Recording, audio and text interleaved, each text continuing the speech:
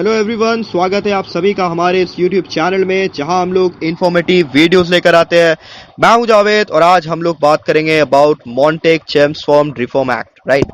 तो Montague-Chelmsford reform जो कि 1919 में इंट्रोड्यूस किया गया था, इसके बैकग्राउंड के बारे में जानेंगे दोस्तों। Then provisions of the act के बारे में जानेंगे and then defects of the act of 1919, तो इन चीज़ों को जानेंगे। And then finally nationalist reaction क्या था, उन चीजों के बारे में जानेंगे। So here we start this video. Well, Montagu Chelmsford act जो कि 1919 में पास किया जाता है, उसके बैकग्राउंड में मैं कह सकता हूं कि सबसे बड़ी जो पॉइंट थी वो ये था कि प्रीवियसली एक जो रिफॉर्म एक्ट को इंट्रोड्यूस किया गया था, that is the Morley Minto reform act of 1909, जो कि सेटिस्फाई नहीं कर पाया था the aspirations of the people of India, right, of the people of India.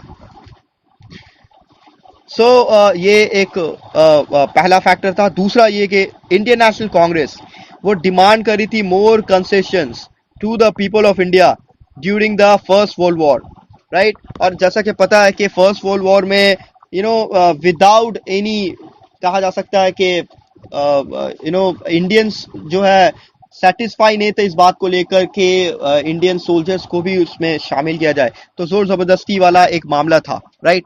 1916 में लखनऊ सेशन होता है where the extremists also joined the Congress, right? So 1885 के बारे में आप लोगों को पता होगा, इंडियन नेशनल कांग्रेस स्टैब्लिश हुआ था। 1905 में दो अलग अलग रिफ्ट आ जाते हैं, एक्सट्रीमिस्ट एंड मॉडरेट्स। तो by the time extremist and moderates यहाँ पर लखनऊ सेशन में मिलते हैं 1916। सो ये कहीं ना कहीं मजबूत करती है इंडियन नेशनल कांग्रेस को फॉर वंस अगेन। तो 1960 में लखनऊ पैक्ट जो कि साइन की जाती है with the Muslim League and ये डिसाइड किया जाता है, it was also the time when the home rule movement was launched by Annie Besant and Bal Gangadhar Tilak, right.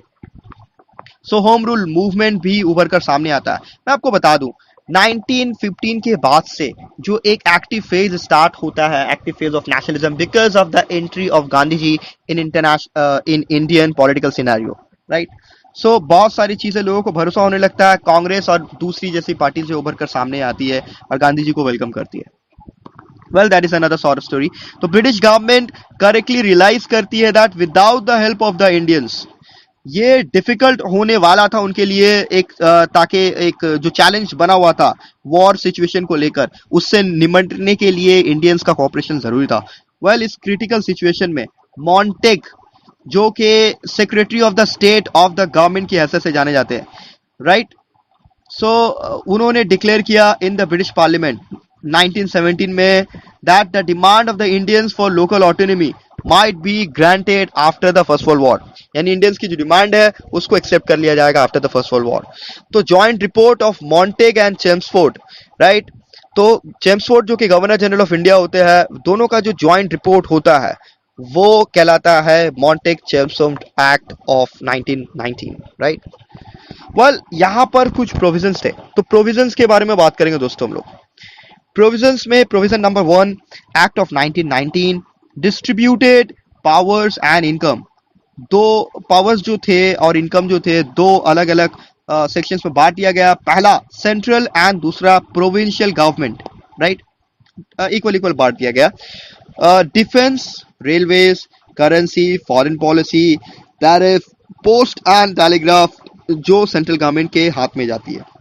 दूसरी तरफ प्रोविंशियल गवर्नमेंट के मातहत इंट्रस्ट की जाती है responsibility for maintaining law and order, police, education, health, agriculture, revenue, transport and communication, ये सब चीजें हैं। वेल, दूसरा नंबर जो पॉइंट है दोस्तों, हालांकि पावर जो है डिवाइड कर दी जाती है बिटवीन सेंटर एंड स्टेट्स के बीच में, लेकिन it was the monopoly right of the central government to enact laws throughout India, right. तो कुछ इश्यूज में the consent of the governor general वो मैंडेटरी था because for the enactment of any law, right.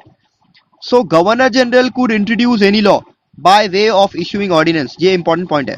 Governor general किसी भी law को introduce कर सकते थे, किसी भी ऑर्डिनेंस को पास कर सकते थे, right.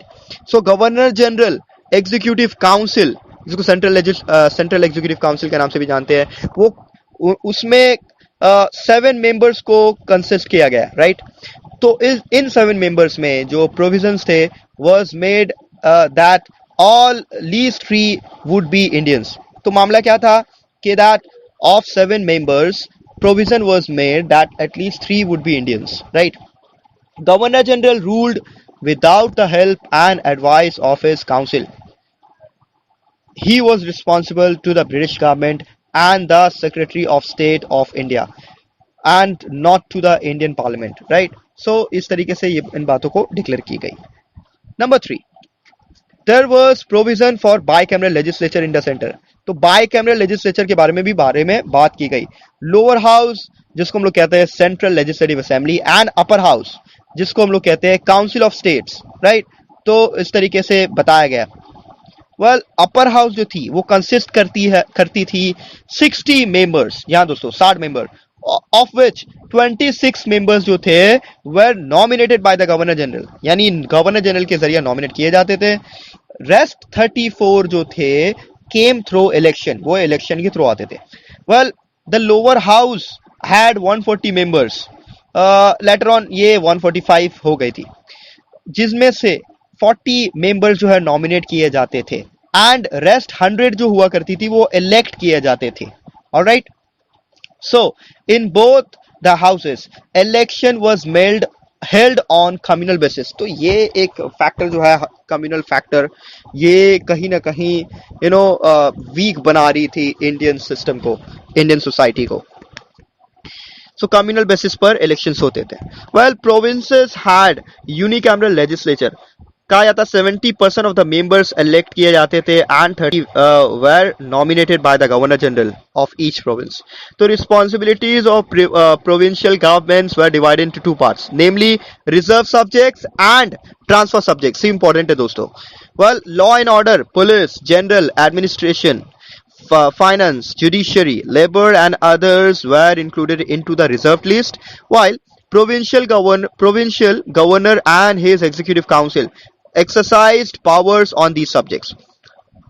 Education, health, local self-government were into the transferred list. तो transferred list में ये सब चीजें थी and provincial minister carried on these departments. The ministers were accountable to the provincial legislature and governor or the governor general had the power to nullify, मतलब हर power in short कहा जा सकता है गवर्नर जनरल के हाथ में था। किसी भी पावर को, किसी भी चीज को इंट्रोड्यूस कर सकता था, किसी भी वक्त किसी भी चीज को तोड़ भी सकता था। Provincial and legislature on transfer subjects. Well in this way government of India act of 1919 introduce किया जाता है as a system of dyarchy, DYARCHY, dyarchy in provincial administration. तो ये थी कुछ provisions for the act, right. So इसके बाद आता है दोस्तों defects of the act of 1919। तो ये लॉ ये जो है कहीं ना कहीं फेल हो जाता to satisfy the expectations of the Indians. So यहाँ पर कुछ पॉइंट्स है, जैसा कि कोई भी बेसिक चेंज एडमिनिस्ट्रेटिव मेथड में इफेक्टिवली इंट्रोड्यूस नहीं किया गया था, ना ही इंश्योर किया गया था एक बड़ी अच्छी रिस्पॉन्सिबल सिस्टम ऑफ गवर्नमेंट को, राइट। सो यहाँ पर कोई पॉजिटिव प्रोविजन नहीं था for authentic cabinet of ministers, right. और दूसरा नंबर जो पॉइंट है, provinces did not get any autonomy नहीं दी गई थी। Every provincial governor was all in the administration the supreme authority to decide all basic and important matters. तीसरा दोस्तों, this law did not recognise the common people's right to vote, it was limited to only a handful of rich man. तो ये सब कुछ important बातें हैं।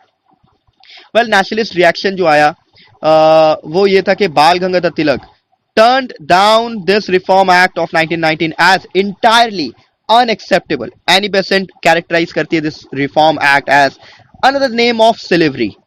Another name of slavery. वो point out करती है कि ये scheme जो है unworthy of England to offer, any unworthy of India to accept.